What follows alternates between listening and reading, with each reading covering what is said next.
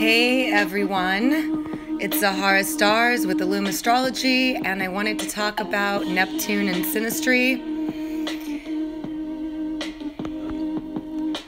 Neptune is the planet of compassion, sensitivity, dreams, fantasies, idealizations. It's where we idealize our partner and where we try to live up to unrealistic expectations as a result, or try to present ourselves in a more glamorous light, or they do. Neptune rules over movies, dreams. So we tend to look at things through Neptune's lens in an elated type of experience. It's kind of foggy, glamorous, we feel deeply sensitized to another's pain or suffering or sadness. It's very psychic in Synastry, because it's like an empathic energy. It absorbs the feelings, emotions, and even psychic energies from other people. Neptune is deeply compassionate as a result. However, the darker side of Neptune is that we deceive ourselves, okay? We hope for the best, we wish for the best, we see the best, we think the best. We're willing to look past flaws.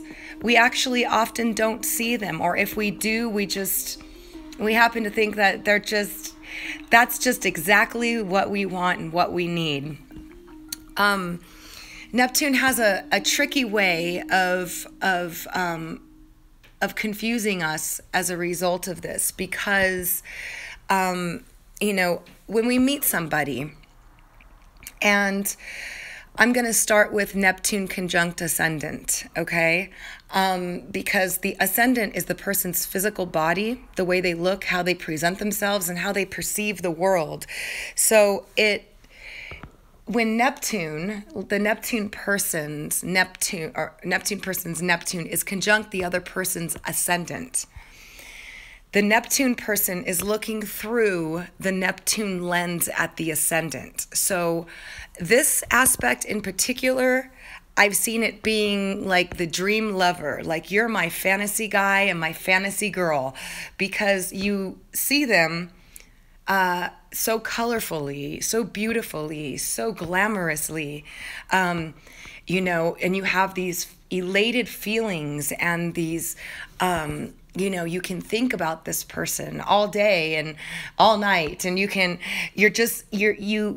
that they are your dream partner, because Neptune rules dreams and fantasies. So, it's not to say that the ascendant person does not have everything that you want, but we look past things that could be problematic with Neptune because we just want to see the best. So the difficulty in Neptune is really that, because when you come across a partner who is not really what you think they are, which happens more often than not, but not all the time, okay? But it does happen, because the Neptune person is glamorizing the ascendant person. Now, this goes with the sun as well, with Mercury. It's more of a communication thing.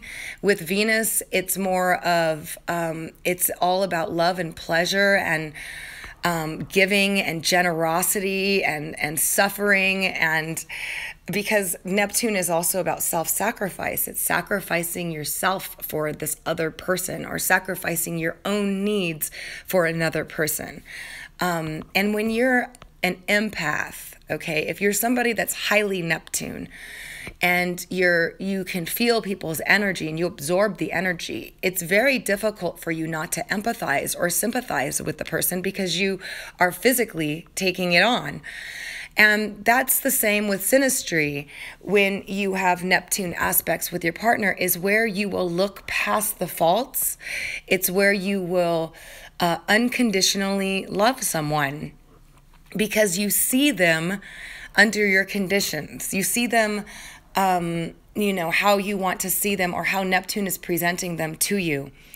Now, the dangerous part with Neptune is that when things aren't, what they seem to be, okay? Now, we wanna look for the best, as always, with Neptune. And we also want to present ourselves in the best light. So if it's your partner that has the Neptune square your, square or conjunct your Venus or your ascendant, there can be promises made that they don't follow through with. Okay, and this is because, if this is happening, it's because they want to look their best in your eyes. And so they try to keep things dreamy, romantic, and perfect, and can say things like, I'm gonna take you to Cancun, and we're gonna hold in the whole romanticism and possibilities that are endless of what you can do. So more often than not, and this is particularly, I know I'm covering Neptune, and I know you guys are going to say, what about this one? What about that one? What about this one? I'm just giving you an overall view so you can kind of pin out, find out how it relates to you and your synastry, because it's just, there's a lot of planets and a lot of different aspects, but I'm just going to say that when Neptune is in hard aspect, in a square or an opposition, this is more likely to happen. It happens with conjunctions as well, but conjunctions can be worked with. The energy is blending together, and usually both people or both parties feel the same way.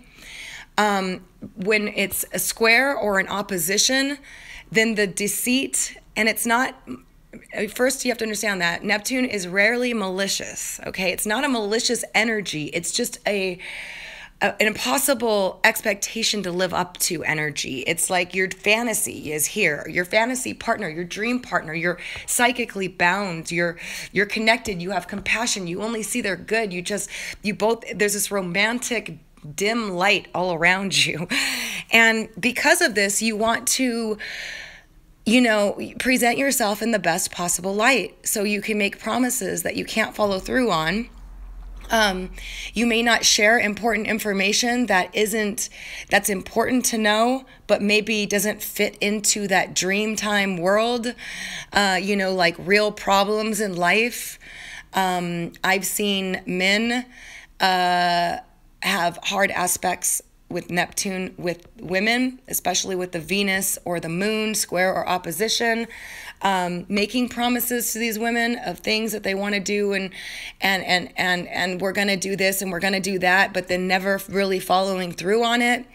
And it's because they're afraid a lot of the time, because it's like you're too good to be true, and and they don't want you to see the real them, the part that gets out of bed and has to go to the restroom, and the human things that we have to do. And because of that, they try to keep the time limited together, so everything is always just glamorous. Like, we're going to go, we'll go to dinner, we'll have a nice romantic time, we'll, come home, we'll have great sex. And then, in the morning, it's like, I have to go to the bathroom, I have to brush my teeth, I have to do all these things, but I can't let this person see me do this. And it's not a big deal, but you really need people with fourth house planets, home, to be comfortable at home with them, to be comfortable living together, dirty socks on the floor, whatever, that type of stuff. But with Neptune, this is something that is very uncomfortable because they want it to stay in this elated fantasy land, in this elated experience of just, you only see the good of me. You only see the best I have to offer. When I'm dressed up, when I'm done up, when everything's done and we go and we have a perfect evening out. And this is very luring, and it's very deeply felt You know, you absorb the person and you feel like, wow, this is everything I've ever wanted, but it never seems to be able to come together. And then you find out that there's lies or there's hidden things or there's stuff. And it's like I said, it's rarely malicious. You know, I've had other clients that have, you know, misled their partners about their family's upbringing. You know, one had a very bad upbringing and he painted it to be perfect. And, you know, but she never got to meet his father because he was lying to her about the relationship. And it's something so trivial. It can be something so trivial, but it's that perfection. It's that needing to appear your best because this is your dream lover. This is your dream person. This is fantasy. This is where romantic novels are made, you know? So that's the difficult part with Neptune. Neptune conjunct ascendant is like, you're my ideal dream lover, perfect fantasy person.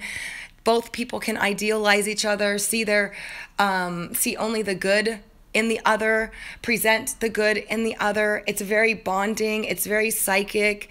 As always, there's a lot to synastry. We can't just go with one aspect alone. So please don't say like, you know, oh, I have this aspect and, you know, it's not, you know, there's this and that happening differently because there's probably, you know, different aspects with Saturn connecting the stability factor of it. So that's why I'm generally speaking about Neptune being about wanting to present yourself in the best lights, your dream person, fantasies, perfection, unconditional love, all these things. And that's the flip side is that unconditional love is very possible with Neptune.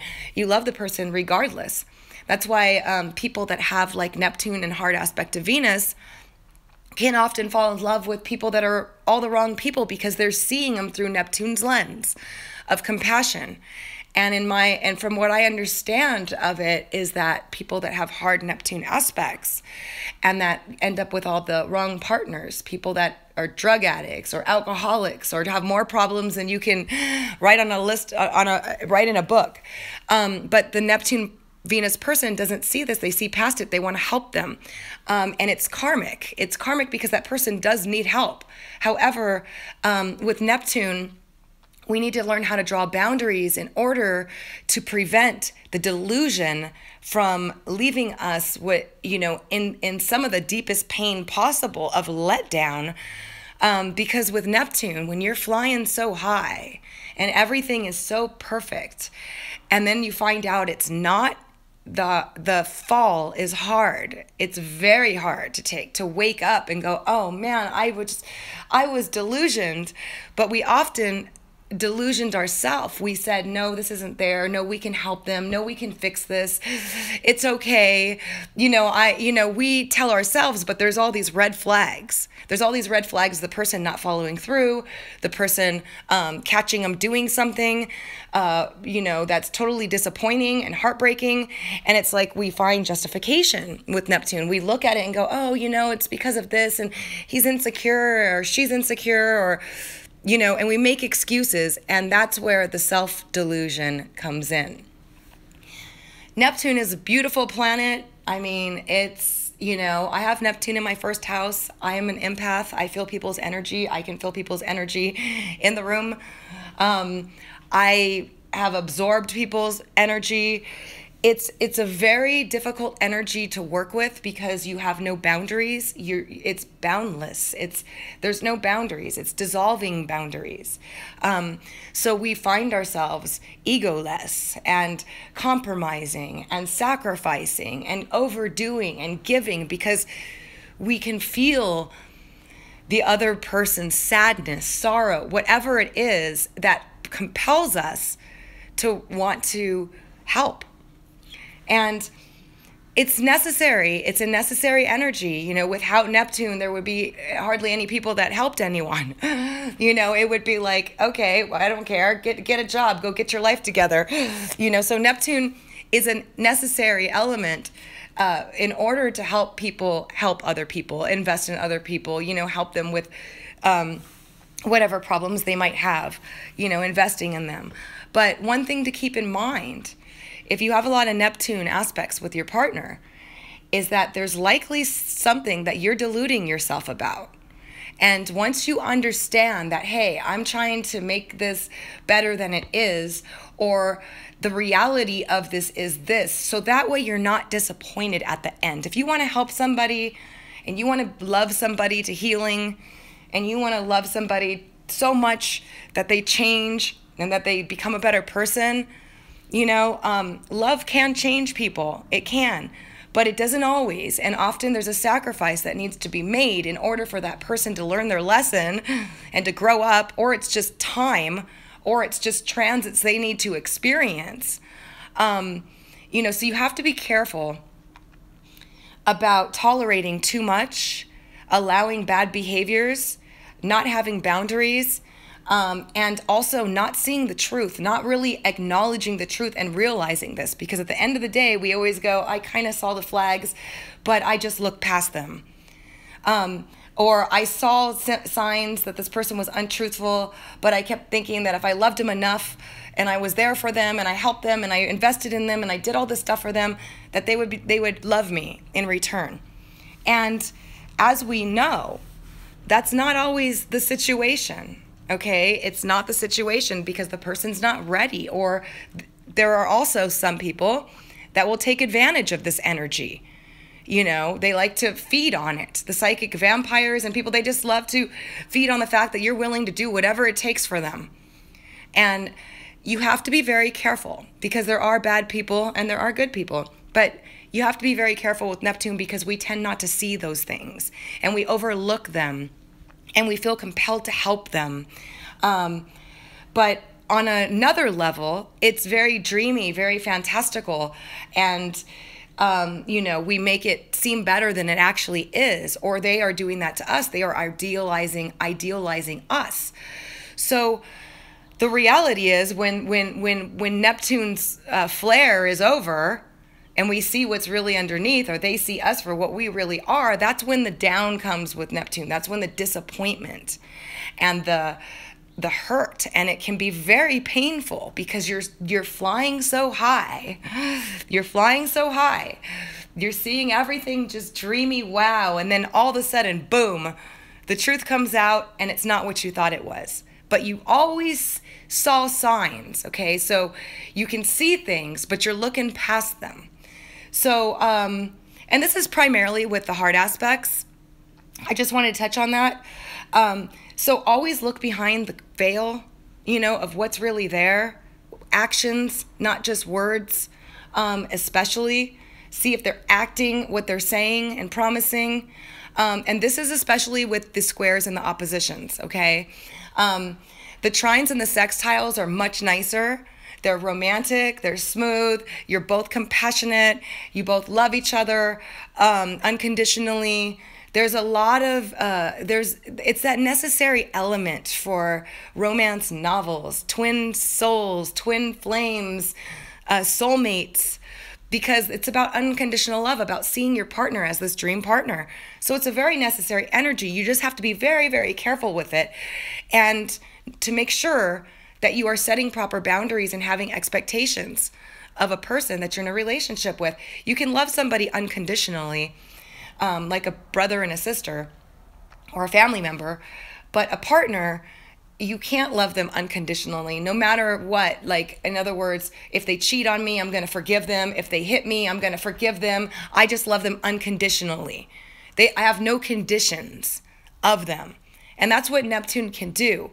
So you don't want to ever be in that situation. You always have to have conditions, like you treat me right, you respect me, you love me, you keep your promises, you follow through, and then you have my love. And then I love you in return, and I give you the same. So I just wanted to touch on that a little bit. I'm going to be doing a lot more synastry and break it down further, but Neptune is one of the tricky ones. It's so lovely, makes us feel so good, but then the divine discontent that comes along with it can be painful. So you do want to be very careful if you have difficult aspects with Neptune between you and your partner, and you do want to address real problems and real situations and let them know the real you. because it will backfire. The truth will come out, and then we're all in this divine discontent of, I thought everything was like this, but it's like that. So thank you so much for joining me. And I have some other ones, some other Synastry ones on my site. You can also check out my website at www.illumastrology.blogspot.com. If you didn't find me there already, I write a ton of stuff about Synastry, about composites, about your natal chart, about everything. But I will be adding more. So thanks so much for joining me, and I will talk to you all soon.